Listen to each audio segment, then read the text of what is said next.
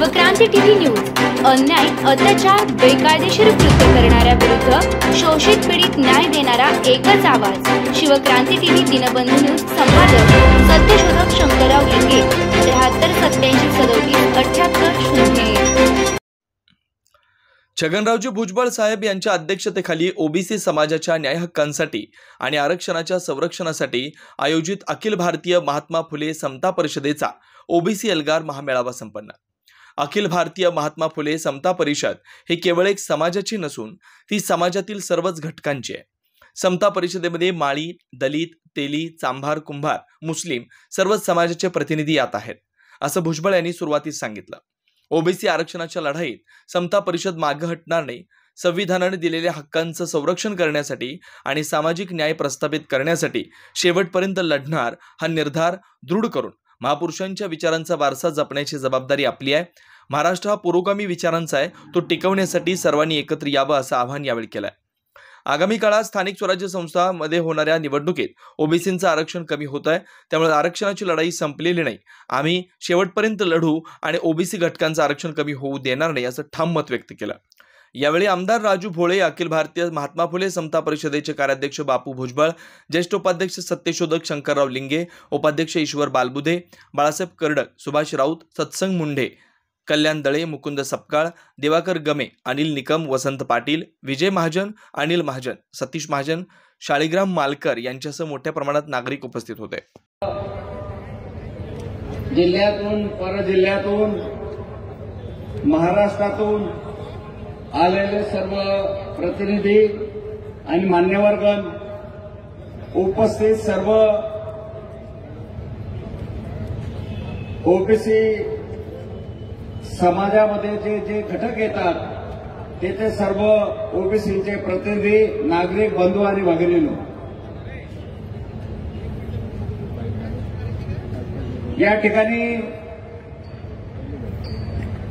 भुजबळ साहेबांचा मेळावा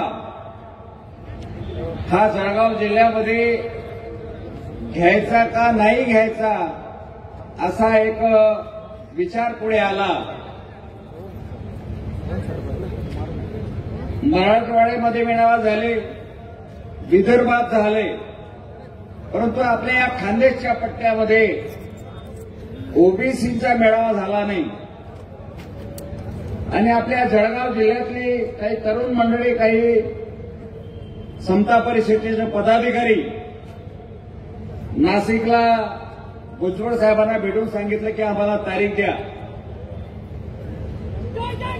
त्यांनी सांगितलं की तुम्ही एक बैठक घ्या जळगाव जिल्ह्यामध्ये, आणि त्या बैठकीला आपले समता परिषदेचे उपाध्यक्ष बाळासाहेब कर्डकजी हे जळगाव जिल्ह्यात आले आणि एक बैठक प्रमुख पदाधिकाऱ्यांची घेतली। आणि आज हे महाराष्ट्रामध्ये चाललेलं आहे, ती आग सर्वांच्या मनामध्ये खणखणत होती, आग भडकत होती। आणि मग सर्वांनी सांगितलं की हा एल्गार मेळावा झाला पाहिजे। आणि त्याच माध्यमातून बाळासाहेब कर्डक त्यांचे पदाधिकारी संपूर्ण जिल्हा 2-2, 3-3 वेळेस त्यांनी पिंजून काढला आणि आज त्या मेळाव्याला सुवर्ण मुहूर्त आज येत आहे। मित्रांनो, भुजबळ साहेब या मेळाव्याला थोड्या वेळात येतील, त्यांच्या विचाराच्या वाणीतून आपल्याला ते संबोधित करतील। मी आपल्याला सांगू इच्छितो की जे या महाराष्ट्रामध्ये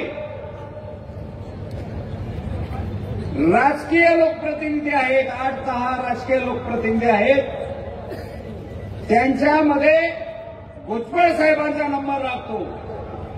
मग वयामध्ये असेल, बुद्धीमध्ये असेल, विचारांमध्ये असेल, ताकदमध्ये असेल, हा त्या 8-10 लोकांमध्ये भुजबळ साहेबांचा नंबर लागतो।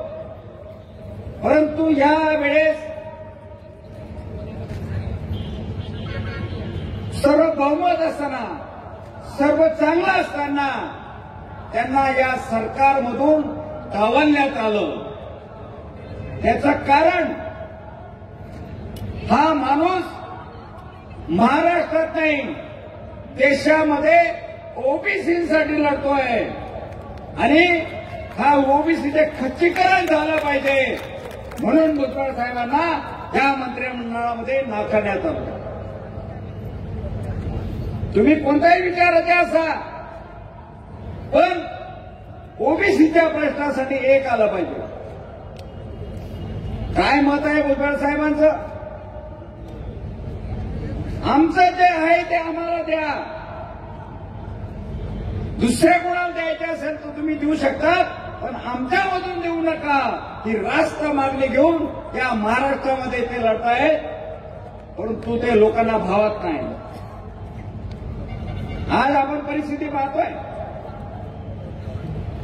वेगवेगळे लोक पुढे येतात, वेगवेगळ्या विचार मांडतात. आणि दुसरी एक गोष्ट तुम्हाला सांगतो, भुजबळ साहेबांनी जर चप्पल उचलले असते तर आज ते मंत्रिमंडळामध्ये राहिले असते. परंतु मित्रांनो, तुमच्यासाठी या माणसाने स्वाभिमान स्वीकारला, स्वाभिमान विकू दिला नाही. आणि मी रस्त्यावर जाईल, मला पद नाही मिळालं तरी चालेल, पण माझा माणूस हा जिवंत राहिला पाहिजे, अशा पद्धतीची भावना भुजबळ साहेबांची या ठिकाणी.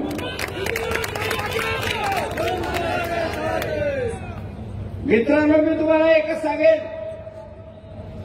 आम्ही नाशिकच्या मिटिंगला, भुजबळ साहेबांच्या मिटिंगला गेलो.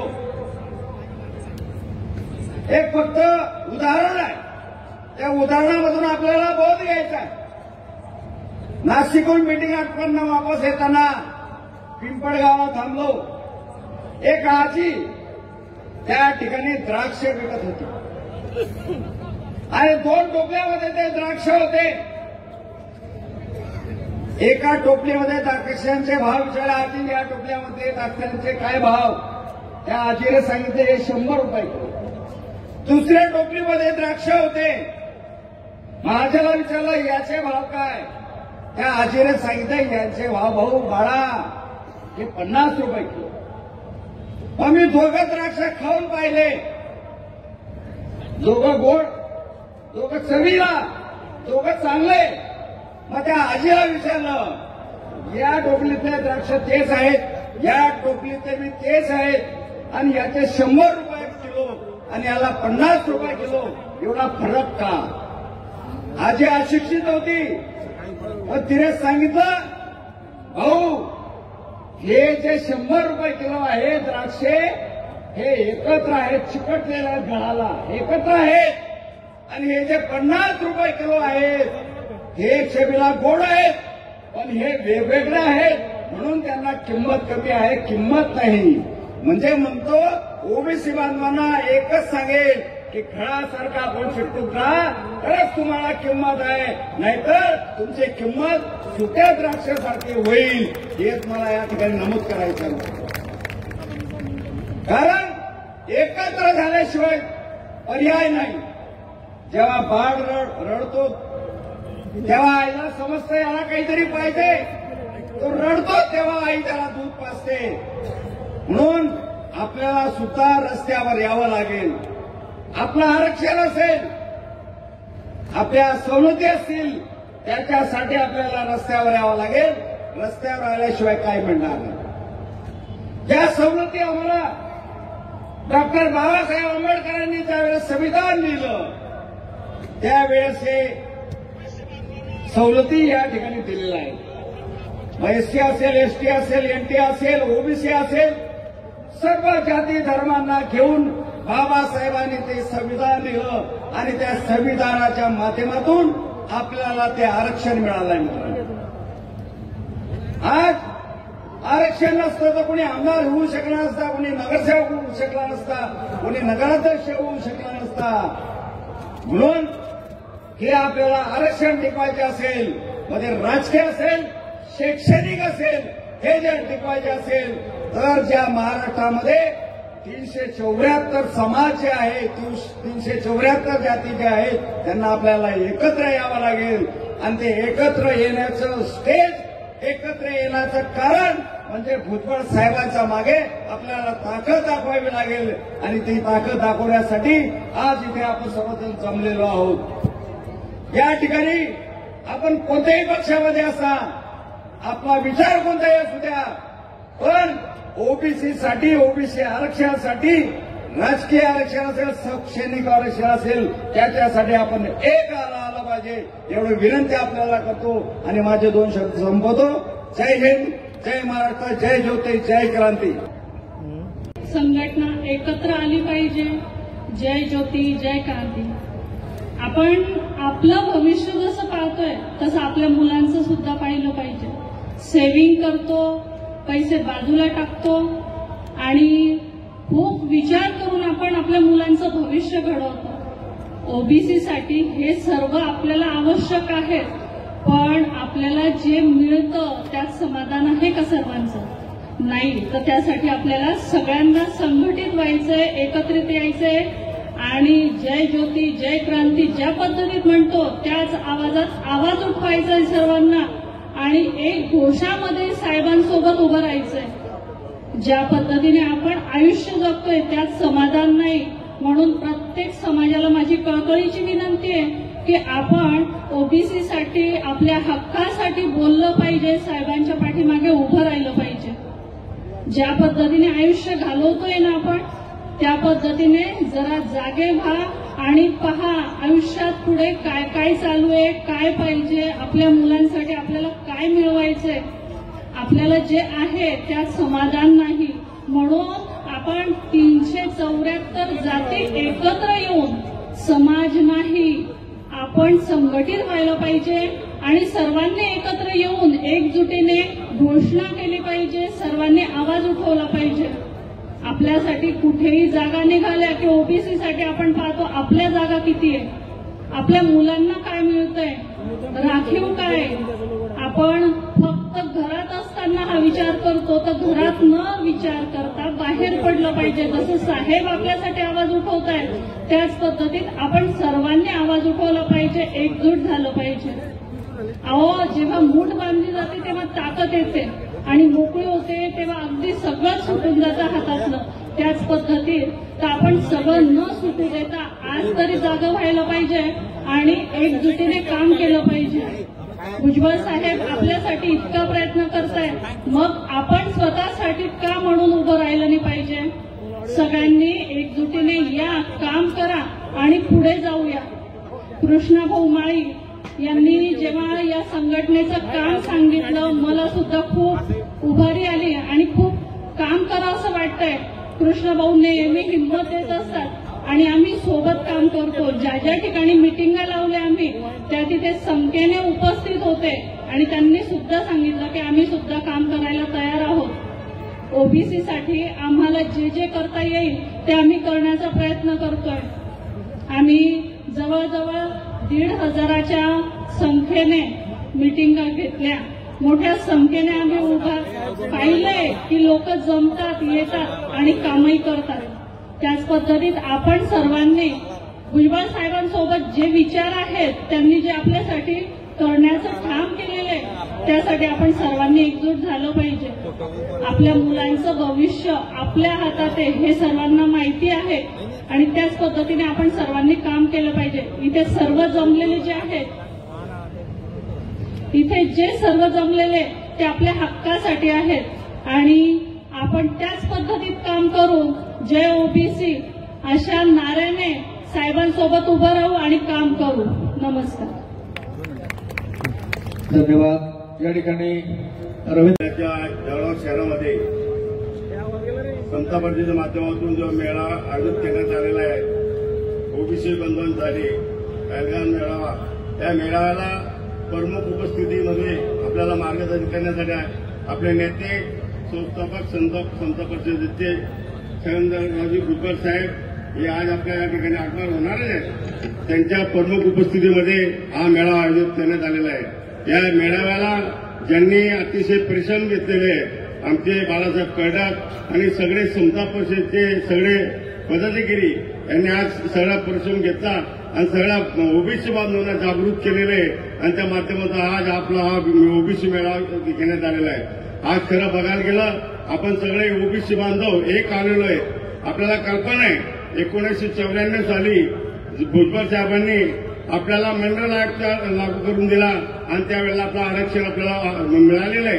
ते मिळालेलं आरक्षण आज तागायत आपण राजकीय पद असेल, शैक्षणिक संस्थेमध्ये काय आपल्याला स्कॉलरशिप असेल, प्रत्येक ठिकाणी आपल्याला आपलं हक्काचं आरक्षण आपल्याला मिळालेलं आहे. त्या माध्यमातून आपण काही नोकऱ्यांमध्ये, काही शिक्षणामध्ये असेल, काही राजकारणामध्ये असेल, अनेक पद आपण या ठिकाणी भोगलेले आहेत. त्या माध्यमातून आज आपल्याला पाहतोय की एवढं पदं बघतोय सगळं काही आपल्या विरोधक लोकांना आपलं सहन होत नाहीये म्हणून त्या आज आपल्या आरक्षणामध्ये आपल्यामध्ये घुसखोरी करण्याचे, परंतु त्यांना रोखण्याचे काम आपण ओबीसी भुजबळ साहेब करतायत. न्यायालयीन लढा असेल किंवा राजकीय लढा असेल, विधान भवनात असेल की सामाजिक कार्यक्रम असेल, प्रत्येक ठिकाणी भुजबळ साहेब आणि समता परिषद या माध्यमातून आपण उठाव करतोय.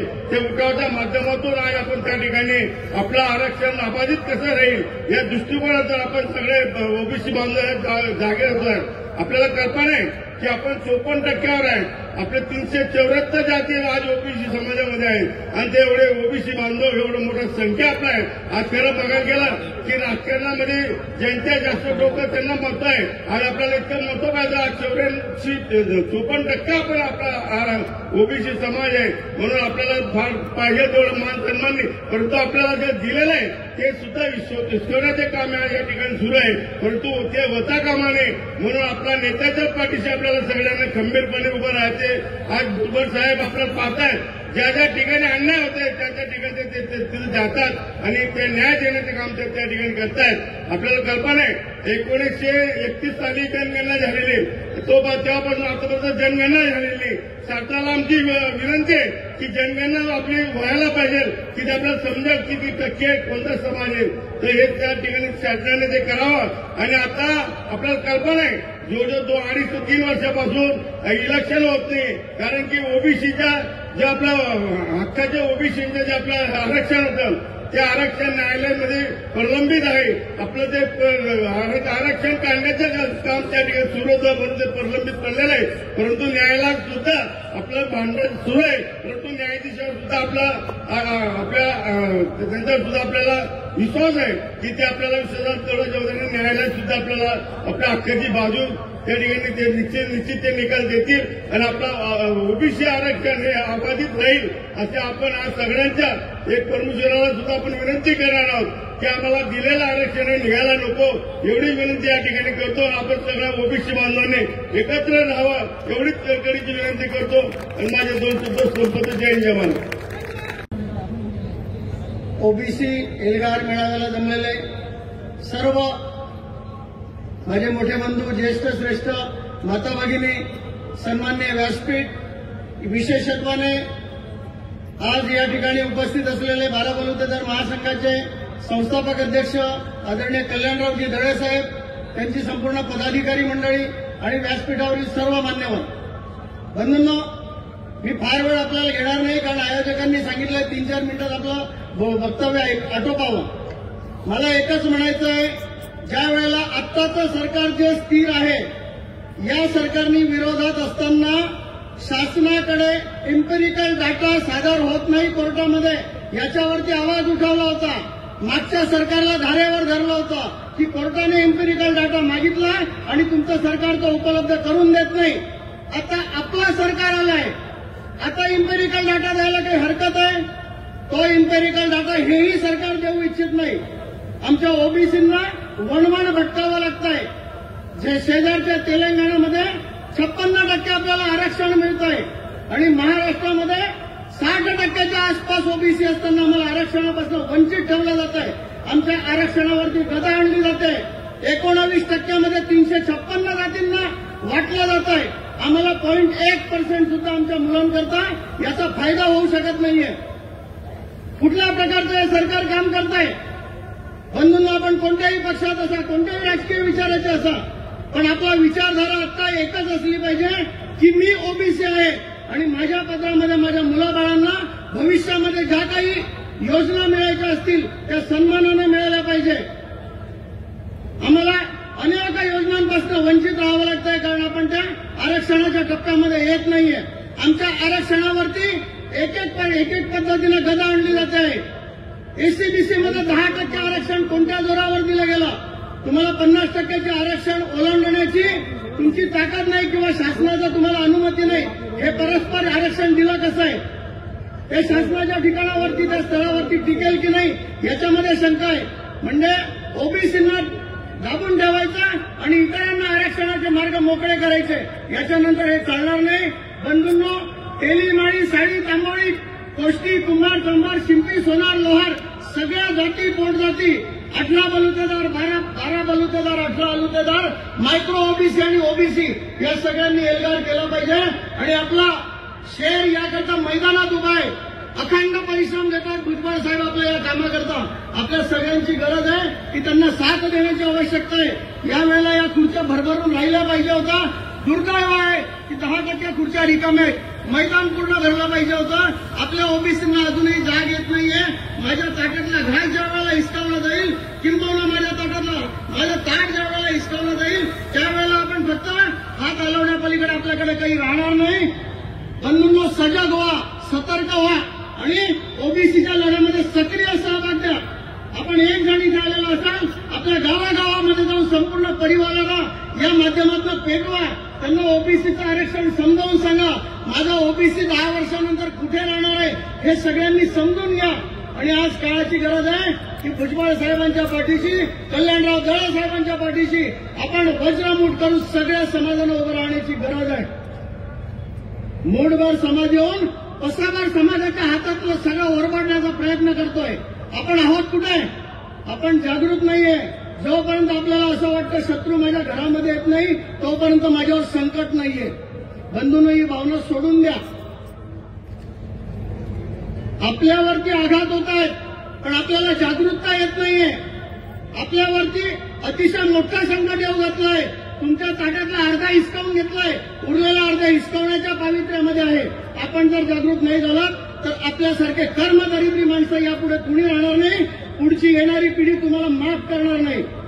किंबहुना ओबीसीच्या एल्गार मेळाव्यात भुजबळ साहेबांच्या, दळे साहेबांच्या पाठीला हात म्हणजे सगळ्या जणांच्या पाठीला वज्रमूठ करून जर उभे राहिले तर तुमच्या मुलाबाळांना पुढे सांगायला अभिमान वाटेल की माझे आजोबा, माझे वडील, माझे काका हे त्या एल्गार मेळाव्यात गेले होते आणि आमचं ओबीसीचं आरक्षण आम्हाला समाधानकारक मिळालं.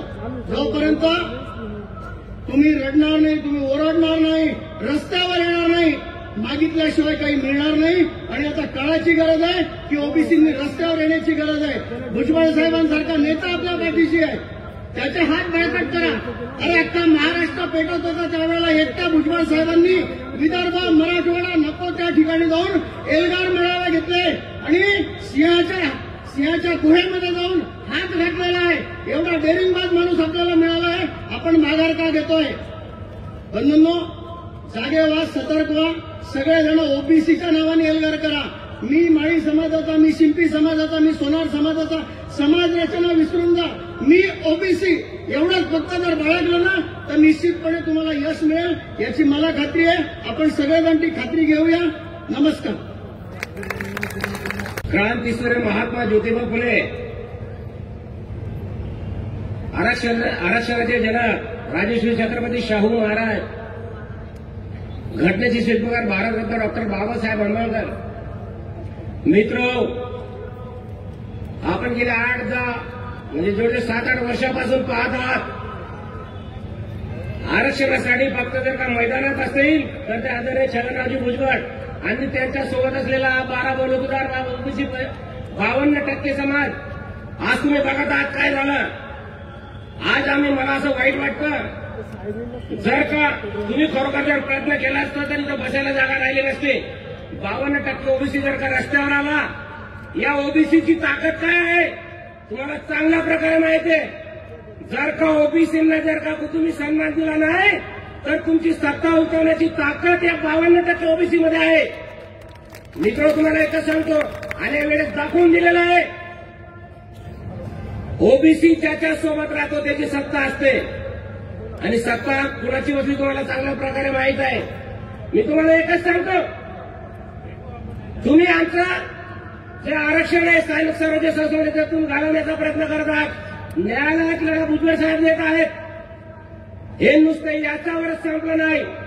एकमेव ठाण्यावागे पूर्ण भारतातला ओबीसींचा राजा तेमरी आधारने छगनरावजी भुजबळ या माणसाने दिल्लीचं रामलीला मैदान ज्याची कॅपॅसिटी 10 लाख आहे ते मैदान फक्त भरण्याची ताकद आदरणीय छगनरावजी भुजबळमध्ये होती. म्हणजे महाराष्ट्रातला ओबीसीच नाही तर पूर्ण भारतातला ओबीसी भुजबळ साहेबांच्या मागे. तुम्ही बघितलं असेल काय झालं. अहो आम्हाला जे दिलेलं आहे, जे घटनेच्या माध्यमातून दिलेलं आहे, 341 आर्टिकलमध्ये सर्वात 340 आर्टिकलमध्ये सर्वात पहिलं आरक्षण आमचं ओबीसीला दिलेलं आहे. ते याच्यासाठी दिलं आहे, या देशाचा खरा राजा ओबीसी आहे. डॉक्टर बाबासाहेब आंबेडकरांनी सांगितले या देशावर जर का राज करायचं असेल तर सर्वात पहिले ओबीसींचा विचार करायला पाहिजे. आज ओबीसींचा विचार केला जात नाही. आम्हाला कुणाच्या बाबतीत म्हणायचं नाही. परंतु मी एक सांगू, कारखाने तुमच्याकडे राहू द्या, संस्था तुमच्याकडे राहू द्या, तुमच्याकडे सर्व स्थानिक स्वराज्य संस्था सर्व तुमच्याकडे आहेत. आम्हाला विरोध नाही. परंतु आमचा जो वाटा आहे, आमची जो थाटी आहे, आमच्या थाटीमध्ये तुम्ही माती टाकण्याचं काम करू नका. आणि माती टाकण्याचं काम काही समाजकंटक करतात. मित्र तुम्हाला एकच सांगतो, आरक्षण कशासाठी देण्यात आलंय. शाहू महाराजांचं एक उदाहरण आहे. ज्यावेळेस शाहू महाराज आपल्या दरबारात फिरत होते, दरबारात फिरत असताना त्यांनी सांगितलं, त्यांनी ब्राह्मण कारकुनाला बोलवलं इकडे. त्यांनी सांगितलं या घोड्यांचा जो तबेला असतो त्या तबेल्याला असं पुढे लाकूड लावलेलं होतं. त्यावेळेस शाहू महाराजांनी घोड्याला त्या ब्राह्मण कारकुनाला त्यांना नोकरांना सांगितलं की जा एका हरभऱ्याचा पोतं आणि चण्याचा पोतं आणलं आणि ते उभारलं. ते खाली टाकल्यानंतर ते तबेल्यातले घोडे सोडण्यात आले.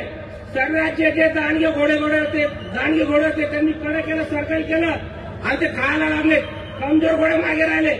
या कमजोर घोड्यांना या दांडग्या या सशक्त घोड्यांनी लाथ मारली.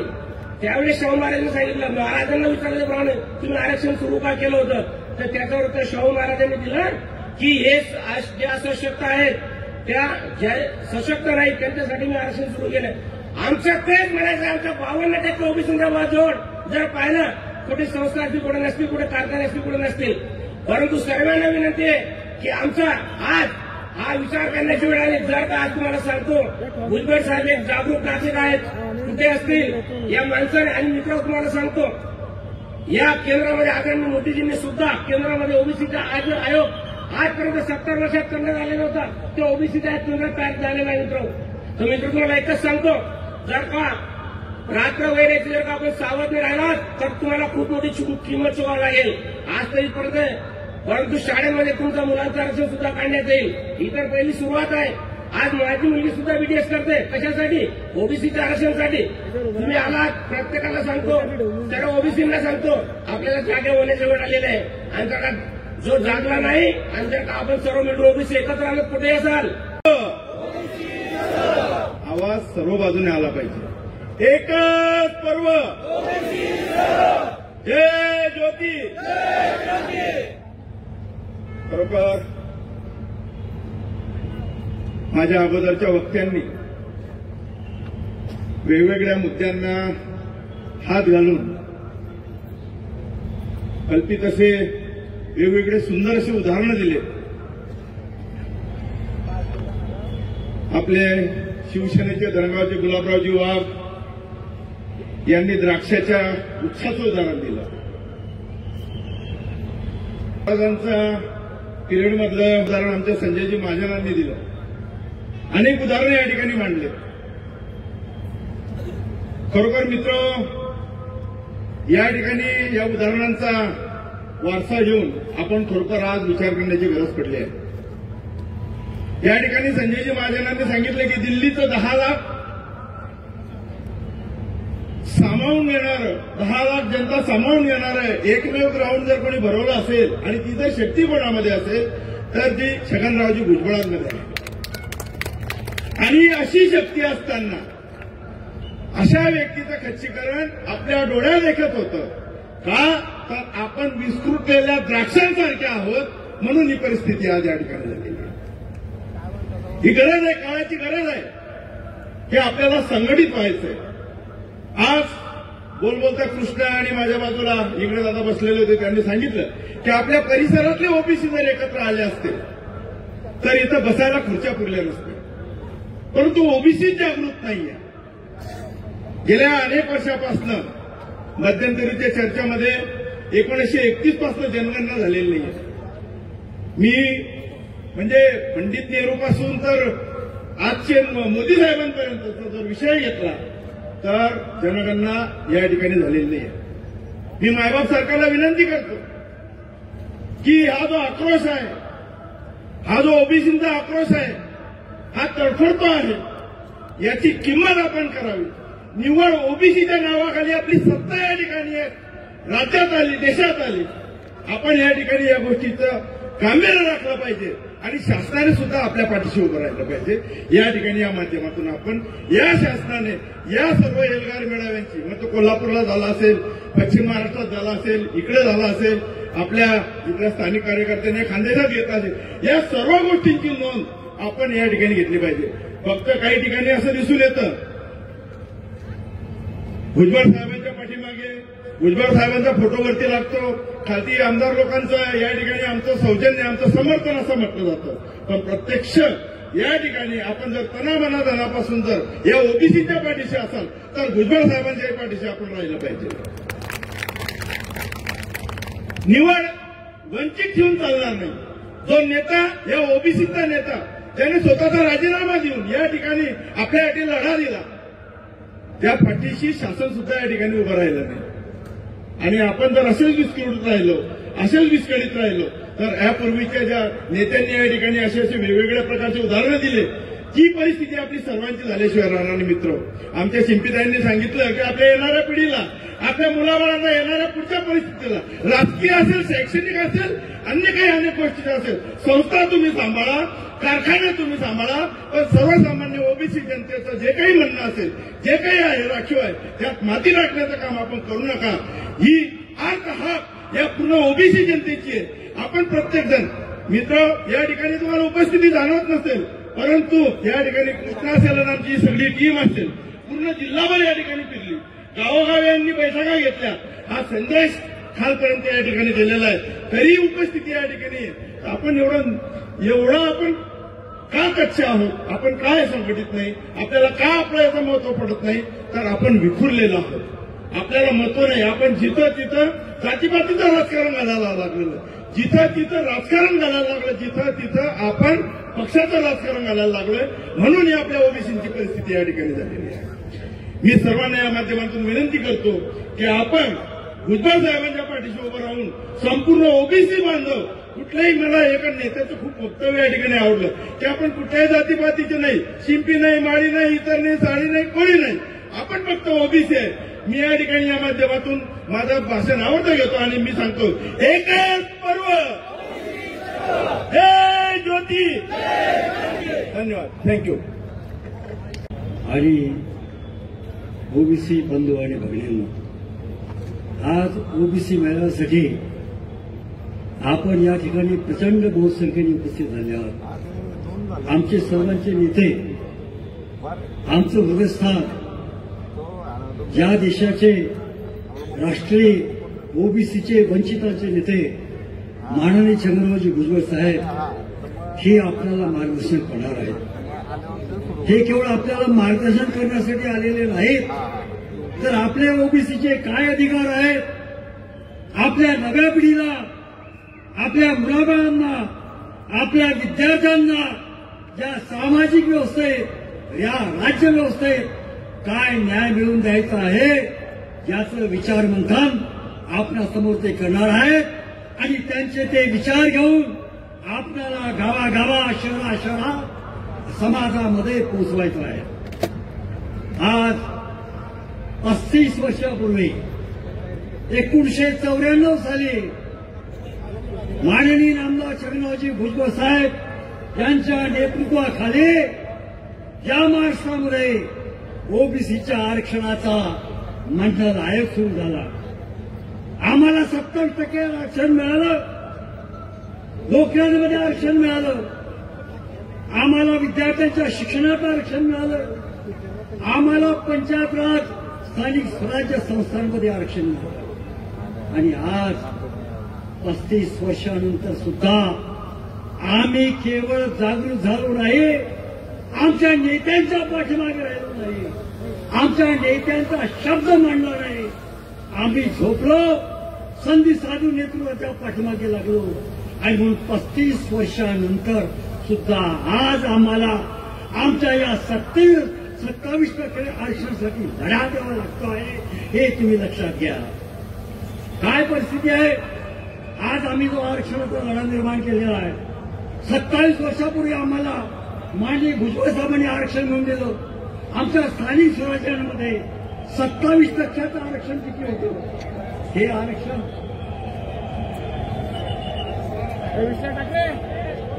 हॅलो, सन्माननीय साहेबांचं या ठिकाणी आगमन होत असून कृपया सर्वांनी नोंद घ्यावी, कृपया सर्वांनी थांबून घ्यायचं आहे. जय ओबीसी.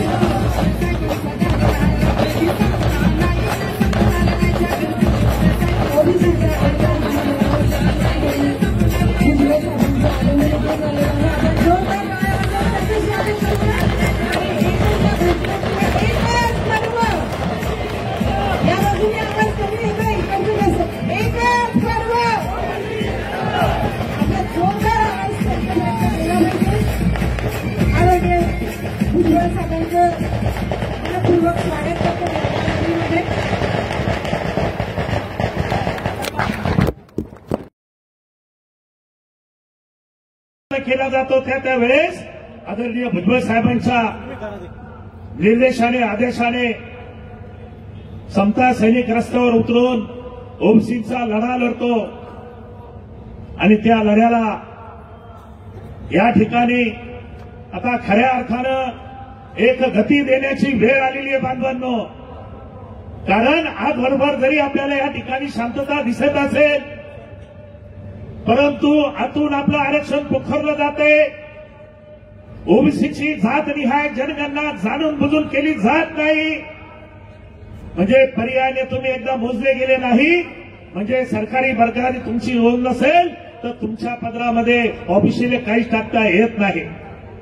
बांधवांनो, आजचा हा मेळावा येणाऱ्या कालावधीमध्ये या जळगाव शहरामध्ये नाही, या जळगाव जिल्ह्यामध्ये नाही, तर संपूर्ण महाराष्ट्रामध्ये ओबीसीला जागा करणारा हा मेळावा ठरणार आहे. आणि आजच्या दिवसाला आदरणीय साहेबांसमोर मी निवेदन करतो की आपला समता परिषदेचा एक समता सैनिक म्हणून ज्या पद्धतीने जळगावमध्ये खेड्यापेड्यामध्ये जाऊन ओबीसी समाजाला आम्ही जागा केलं, अशाच पद्धतीने संपूर्ण महाराष्ट्रभर ओबीसीला जागा करून आमचे हक्क मिळाल्याशिवाय राहणार नाही, एवढंच निवेदन मी करतो आणि माझ्या शब्दांना विराम देतो. जय ज्योती, जय. महात्मा फुले यांच्या विचाराचे आणि कृतीचे वारसदार असलेले आपले सर्वांचे आदरणीय श्री छगनरावजी भुजबळ साहेब, व्यासपीठावर उपस्थित समता परिषदेचे सर्व पदाधिकारी बंधू भगिनींनो, आज अनेक दिवसानंतर पुन्हा एकदा एल्गार सभा या जळगाव शहरामध्ये होते. आजच्या या एल्गार सभेच्या द्वारे साहेब मी जास्त बोलणार नाही, पण एक परवा दिवशी मागच्या आठवड्यात ज्यावेळेस आपण विधानसभेमध्ये या महाराष्ट्रातील समन्यायी प्रमाणामध्ये निधीचं वितरण होण्यासंदर्भात जे भाषण केलं, ते भाषण प्रत्येक ओबीसी आणि भटके विमुक्तांच्या मनातील ते भाषण होतं. आणि हाच आवाज ऐकण्यासाठी आज इथे सगळेजण जमले.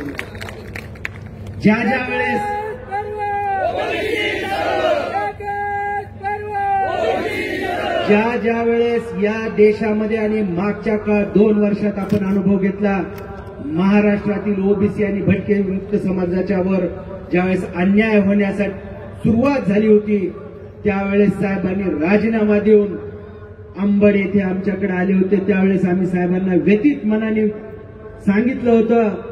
बीडला ज्यावेळेस आमचे बंधू सुभाष राऊत यांच्या घरी भेट देण्यासाठीच गेले होते त्यावेळेस आम्ही साहेबांना विनंती केली आणि या महाराष्ट्रात आणि या देशामध्ये सगळ्यात मोठा मेळावा एल्गार सभेच्या द्वारे झाला.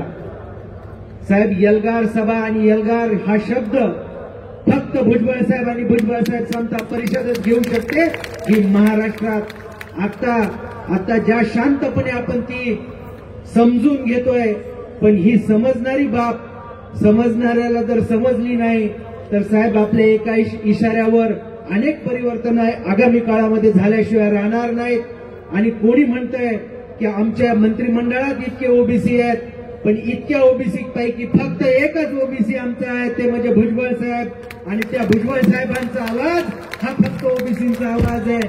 आणि म्हणून म्हणतो या महाराष्ट्रातील ओबीसी आणि भटके विमुक्तांच्या प्रश्नासंदर्भात जागरूकपणे आणि त्यांचा जर तळमळीने अभ्यास आणि त्यांचे व्यथा जाणणारा जर नेता कोण असेल तर ते फक्त आपले भुजबळ साहेब आहेत.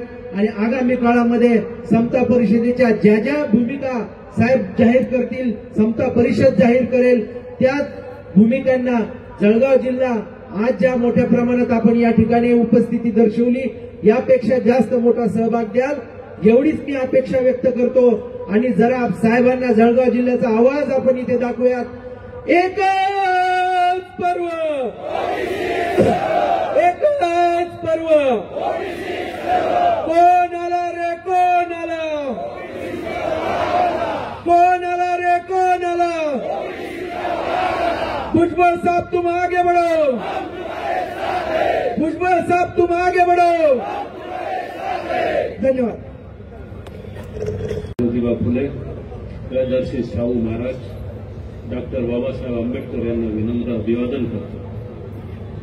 आणि आजच्या या महामेळाव्याला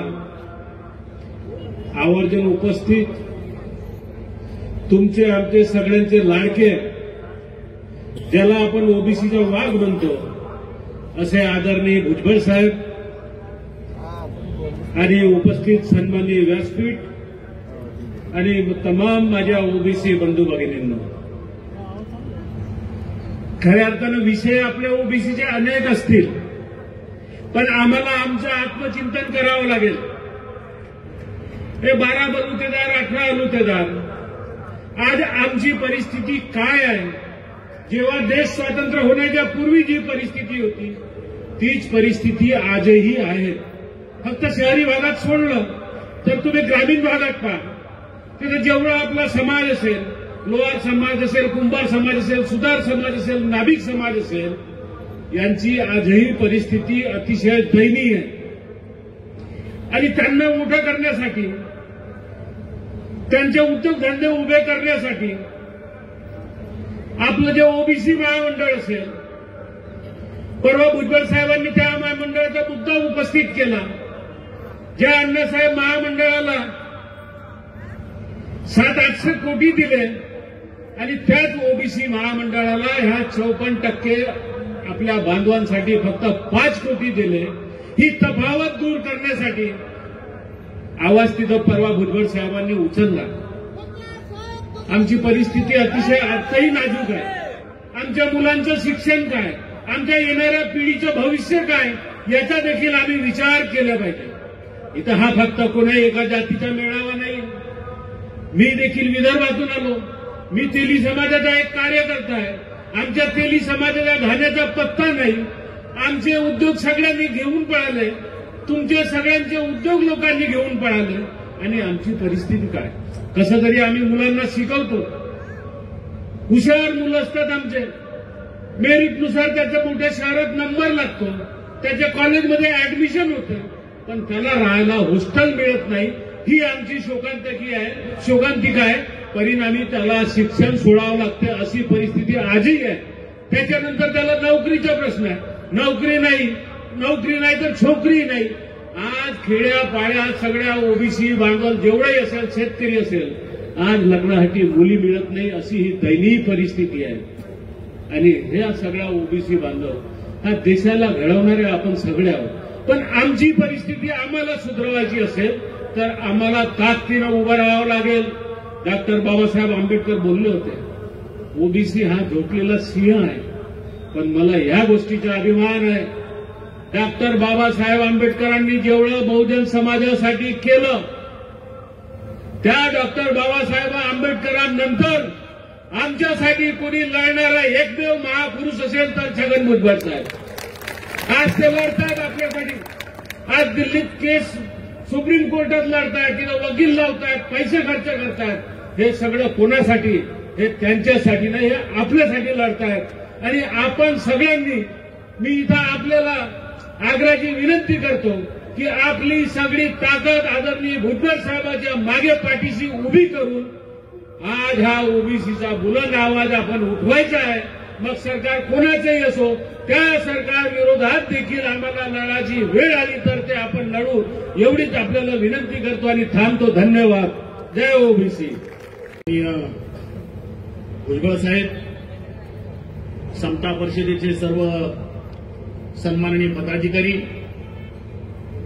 यामध्ये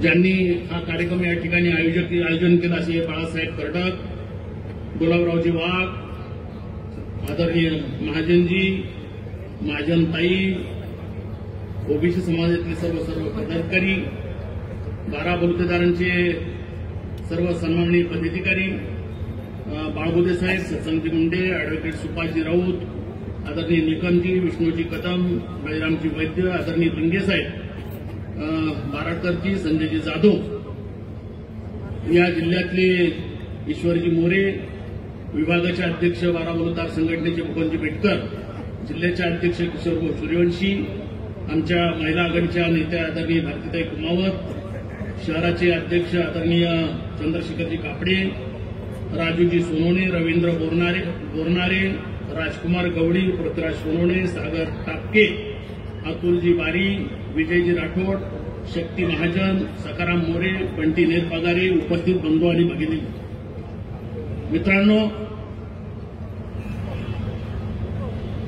राज्याच्या लोकसभेच्या निवडणुकीपूर्वी आणि मधल्या काळामध्ये ओबीसीवरती मोठं संकट त्या ठिकाणी महाराष्ट्रामध्ये घेतलेलं आणि राज्यातला सगळा समाज भयभीत त्या ठिकाणी झाला. कोणी या ओबीसीच्या पाठीमागे खंबीरपणे त्या ठिकाणी उभा राहण्याची भूमिका त्या ठिकाणी घेतली नाही. पण जेव्हा आदरणीय भुजबळ साहेबांनी महाराष्ट्रामध्ये एल्गार पुकारला, ओबीसीच्या आरक्षणाला जर कोणी धक्का लावला तर या छत्रपती शिवाजी महाराज महात्मा फुलेंच्या या विचाराच्या अवलंबीच्या द्यावं. आणि त्याच क्षणी सगळ्या महाराष्ट्रातल्या गोरगरीब असणाऱ्या ओबीसी समाजामध्ये धीर त्या ठिकाणी आला. परंतु विधानसभेच्या निवडणुका आता आपल्या 4 महिने त्या ठिकाणी झाल्या. ह्या सरकारनं ओबीसी आमचं डीएनए, याच सरकारमध्ये महाराष्ट्रामध्ये जर या सरकारला बहुमत तर कोणी दिलं असेल तर ते ओबीसी, 12 बलुतेदार, भटकीमुक्त आदिवासी आणि आमचे सगळे बांधवांनी त्या ठिकाणी दिलंय. आणि कोणामुळे दिलं? आदरणीय भुजबळ साहेबांमुळे त्या ठिकाणी दिलं. आमचा डीएनए म्हणणाऱ्या पक्षानं आमच्या जीवावर सत्ता त्या ठिकाणी आणायची आणि तुमचा डीएनए असलेला बाप मागं ठेवायचा, ही काही धोरण आहे महाराष्ट्रामध्ये. तुम्हाला मला विनंती आहे,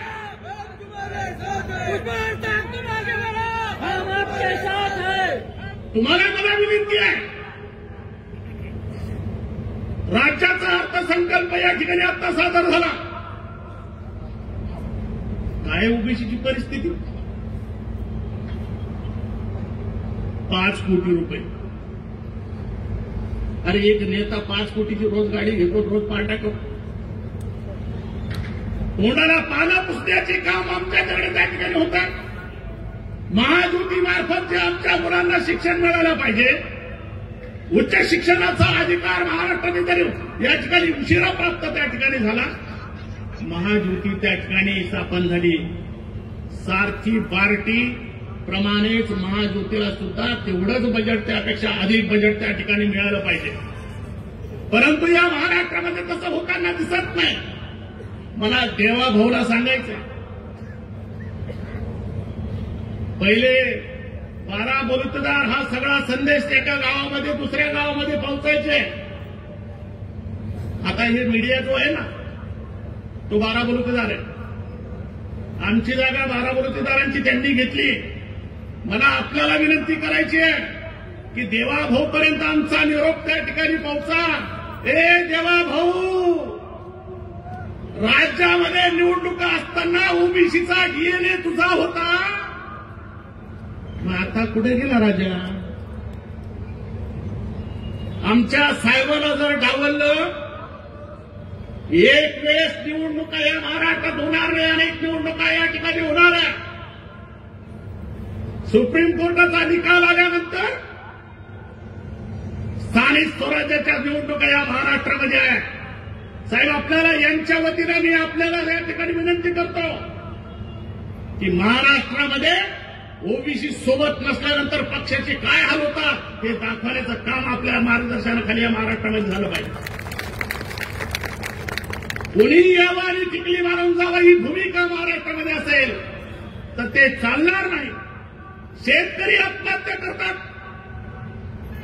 इकडं तरुण मुलांना रोजगार निर्मिती त्या ठिकाणी नाही, आणि अशा अवस्थेमध्ये अनेक अत्याचार या महाराष्ट्रामध्ये त्या ठिकाणी घडतात. मला आपल्याला एकच सांगायचं आहे की आग लागल्यानंतर आग विझवणारा माणूस या ठिकाणी समाजसेवक म्हणतो, पण आग लावणाऱ्याला पकडून देणारे परिवर्तन त्या ठिकाणी म्हणायचं. शेतकऱ्यांची आत्महत्या झाल्यानंतर त्याला मदत करणं हा समाजसेवेचा जरी भाग असला, पण शेतकऱ्यांच्या आत्महत्या होता कामा नये हे परिवर्तन आपल्याला या ठिकाणी पाहायचंय. महाराष्ट्रात बेकारीची संख्या वाढते, त्याला सुशिक्षित बेकार म्हणतो, पण महाराष्ट्रातला माणूस, माझा कार्यकर्ता, माझा या ठिकाणी शिक्षण, उच्च शिक्षण घेणारा मुलगा हा बेकार राहता कामा नये ही परिवर्तनाची लाट जर आपल्याला कुठल्या विचारातून आणायची असेल तर छत्रपती शिवाजी महाराज आणि डॉक्टर बाबासाहेब आंबेडकर आणि महात्मा फुलेंच्या विचारातून त्या ठिकाणी नवा महाराष्ट्र साहेबांच्या नेतृत्वाखाली या ठिकाणी घडला पाहिजे. ही भूमिका आपल्यापर्यंत त्या ठिकाणी गेली पाहिजे. मी अधिक त्या ठिकाणी बोलणार नाही, पण साहेब मालगुदे साहेबांनी सांगितलं की 12 बलुतेदारांचे काय हवे. आमचे बी लोक आम्हाला मोजत नाही, आणि तुम्ही जोपर्यंत 12 बलुतेदारांना मोजणार नाही तर राज्य येणार नाही. 12 बलुतेदार फार कलाकार आहे. राज्य कोणाचं निर्माण करायचं, कोणाचं आणायचं, कोणाला पाळायचं ही भूमिका गावागावामध्ये, माझा कुंभार असू द्या, सुतार असू द्या, लोहार असू द्या, नाविक असू द्या, सोनार असू द्या, या सगळ्या मायक्रो ओबीसीच्या जाती, जवळजवळ 350 जाती या महाराष्ट्रामध्ये मायक्रो ओबीसीच्या आहे. मला आपल्या सगळ्यांना विनंती करायची, जर साहेबांना मोकळं सोडा, लय बांधून घेऊ नका. राऊत साहेब आम्हाला विचारलं जाऊ द्या ना, तर नाही जाऊ दे साहेबाजवळ. साहेबाला तुम्ही जातीपुरता मर्यादा, मला विनंती करायची, समता प्रतिनिधी द्या कार्यकर्त्यांना, वाईट वाटून घेऊ नका. साहेबाला मोठा करायचा असेल, साहेबाला मंत्री काय म्हणता, या राज्याचा मुख्यमंत्री आमचा साहेब झाला पाहिजे ही भूमिका आमची आहे. जातीच्या पुढं आणि महात्मा फुलेंच्या विचारामध्ये 12 बलुतेदार कुठं कमी पडला.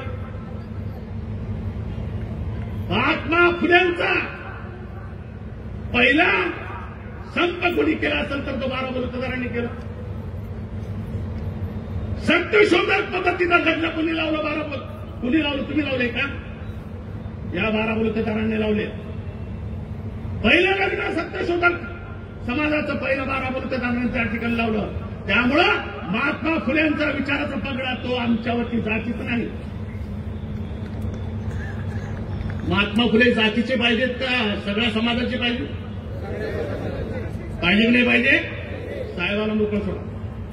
मी तुम्हाला हात जोडून विनंती करतो सगळ्यांना, जातीचं वलय असतं तो मी नाकारत नाही, पण मी आज छोट्या छोट्या जातीला सोबत घेऊन चालतो.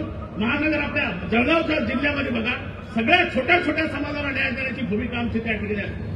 मुकुंद मेटकर विभागाचे अध्यक्ष साहेब शिल्पी समाजाच्या म्हणून अधिक वेळ या ठिकाणी घेणार नाही, पण या राज्यामध्ये तामिळनाडूप्रमाणे महाराष्ट्रात ओबीसीचं आणि बहुजनांचं राज्य आलं पाहिजे, ही शपथ आपण तुम्ही आम्ही घेऊया. तोपर्यंत राज्याचा मुख्यमंत्री आदरणीय भुजबळ साहेब होणार नाही, तोपर्यंत कोणी थांबण्याचं काम त्या ठिकाणी करू नये, एवढीच या ठिकाणी विनंती करतो. जय ज्योती, जय क्रांती. तिथून त्या ओबीसीमध्ये थोडीशी शक्ती आली, आपल्या प्रत्येकाला थोडंसं बोलायला आपल्याला सुरुवात झाली. आपण इतक्या दहशतीखाली होतो की साधा आपल्या हॉटेलीवर चहा प्यायला ओबीसी सोडून दुसरा माणूस येत नव्हता. खरं का खोटं सुभाष भाऊ? झालं ना असं? मराठवाड्यामध्ये झालं, खानदेशमध्ये झालं, एक वादळ आलं आणि आता असं वाटायला लागलं की आपल्या 27% आरक्षणामध्ये एक खूप मोठा भागीदार येणार आणि आपलं आता काही खरं राहणार नाही. मग त्यावेळेस भुजबळ साहेब निघाले. भुजबळ साहेबांना पक्षाच्या नेतृत्वाने सांगितलं तुम्ही आरक्षणाच्या भानगडीमध्ये बोलू नका. साहेबांनी सांगितलं हा घ्या राजीनामा, मी माझ्या ओबीसीसाठी लढायला निघालो. तो दिवस होता 16 ऑक्टोबर 2024चा. साहेबांनी राजीनामा दिला. त्यांनी राजीनामा झाकून ठेवला कारण निवडणुका पुढे होत्या. पुन्हा दुसरा प्रयत्न झाला निवडणुकीमध्ये साहेबांना पाडायचा. त्या येवल्यामध्ये एक कोणीतरी माणूस 3 दिवस थांबला आणि काय सांगितलं की साहेबांना पाडायचं. अहो, मांजर पाड्याचं पाणी साहेबांनी येवल्यामध्ये इतक्या लांबून आणलं, ज्या शेतकऱ्यांना लाभ झाला त्या शेतकऱ्यांना त्यांची जात आठवली, परंतु ज्याच्यामुळे आपली शेती सदन झाली ते भुजबळ साहेब आठवले नाही. अशा अनेक गावांमध्ये 5 मतं, 7 मतं, 10 मतं मांजर पाड्याचं पाणी आलेल्या गावामध्ये. अहो, तुमच्या उभ्या पिढ्यांचा प्रश्न सुटला. त्या पिढ्यांचा प्रश्नाचा तर तुम्ही विचार केला पाहिजे. कोणामुळे पाणी आलं, कोणामुळे आपली शेती बागायत झाली. एवढा मोठा डोंगर पोखरून मांजरपाड्यातून पाणी आणणाऱ्या भुजबळ साहेबांचा त्या लोकांनी विचार केला नाही. मित्रांनो, साहेब निवडून आले, लीड थोडा कमी झाला, हरकत नाही. मग आपल्याला सगळ्यांना असं वाटलं की आता आपल्या साहेबांना खूप मोठं खातं मिळणार, ओबीसींचं कल्याण होणार, ओबीसींचा फायदा होणार आणि मग आपण सगळे नागपूरकडे आशा लावून बसलो. साहेब नागपूरला गेले, आपण सगळे साहेबांवर प्रेम करणारे ओबीसी समाजाचे लोक गेले आणि तिथे सुद्धा आपल्या पदरी निराशा आली. त्याचं कारण तुम्हाला फक्त सांगायचं आहे, भुजबळ साहेबांनी आपल्यासाठी लढल्यामुळे. भुजबळ साहेबांना गरज आहे का आरक्षणाची? नाहीये. भुजबळ साहेबांना आरक्षणाची गरज नाही. भुजबळ साहेबांना भटक्या अविमुक्त जाती, ओबीसी जाती यांचं आरक्षण राखीव ठेवायचं आहे, अबाधित ठेवायचं आहे. म्हणून त्यांच्या मंत्रिमंडळाचा बळी गेला आणि म्हणून आज आपण या सभेच्या निमित्ताने भुजबळ साहेबांचं कुठेतरी उतराई होण्याचा प्रयत्न करण्यासाठी या ठिकाणी जमलेलो आहोत. भुजबळ साहेब, तुम्ही नेहमी संघर्ष करा. आज कदाचित आम्ही थोडेसे संख्येमध्ये कमी जमलो असू, परंतु निश्चित जळगाव जिल्ह्यासह संपूर्ण महाराष्ट्रातला ओबीसी समाज सदैव आपल्या पाठीशी राहील, कारण आपल्याशिवाय आम्हाला आमच्यासाठी लढणारा कोणीही दिसत नाही आणि आपण आमच्यासाठी लढतात. म्हणून आम्ही सर्व नेहमी आपल्या पाठीशी राहू. राहणार ना भुजबळ साहेबांच्या सोबत?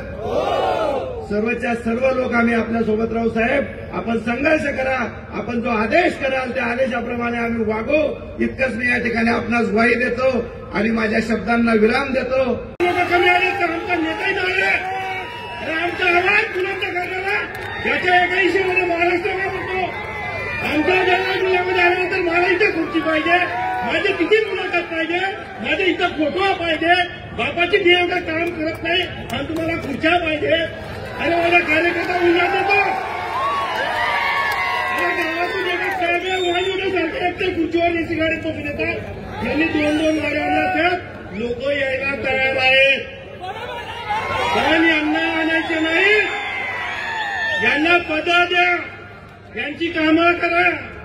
पण ज्यावेळेस त्यांचा काही द्यायची वेळ येईल त्यावेळेस मात्र हे भागूबाई सारखे पिळात घुसून बसतील आणि तुम्ही येतील.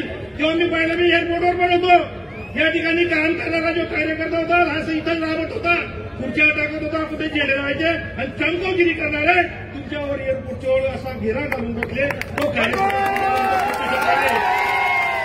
चमकोगिरी करणाऱ्याचं आपल्याला तोडावं लागेल.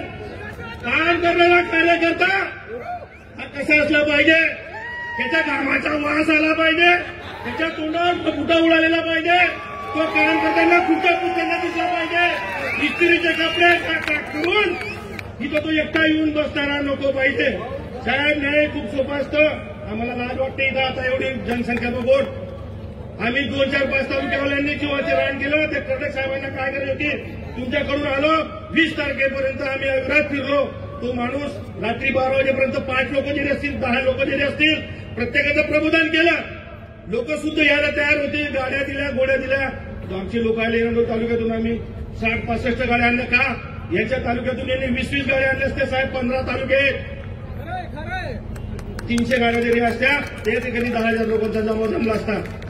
यांचं कसं झालं साहेब, किसी को ये फिक्र नहीं कि इसका मिलेगा क्या होगा, किसी को ये फिक्र नहीं कि इसका मिलेगा क्या होगा, हर सब तो इस बात पे लड़ रहे कि इसका मिलेगा सरदार को होगा. काय बोलण्यासारखं भरपूर आहे. मी पण एक चळवळीतला कार्यकर्ता आहे. मी बामसेपच्या कॅडरमधून तयार झालोय. जे वाटतं जे आहे ते वस्तुस्थिती बोलण्याची धमक. आम्हाला कुठल्या पदाची गरज नाही. कार्यकर्ते म्हणून जन्माला आलो, कार्यकर्ते म्हणून मेलो तरी आम्ही स्वाभिमानाने प्रत्येक गोष्ट बोलू. जिथं चूक असेल त्याला चूक म्हणू आणि ज्यांनी चांगलं काम केलं असेल त्याचा सत्कार देखील करू. अहो या ठिकाणी लोक दूरदूरून आले.